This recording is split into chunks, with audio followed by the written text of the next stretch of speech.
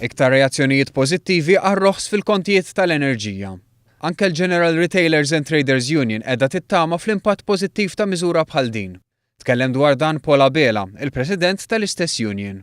Bħala GRTU nħossu li l-roħs tat-tariffi huma pożittivi u nisperaw li ħallu iktar flus disponibbli lill-familji Maltin u bekk nisperaw li nkomplu nkassru l-kummerċ għall-membri tagħna. Abela jisħaq dwar kemm huwa importanti li r-roħs tal-kontijiet isir anke għan-negozji.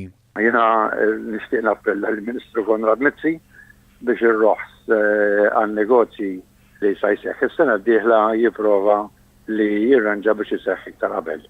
Ovvjament għax l-iktar importanti huwa li n-negozji tagħna jkollhom it-tariffi mraħsin ukoll. Minħabba li hemm kompetizzjoni kbira fuq il-prezzijiet tal-enerġija anke fl-Ewropa.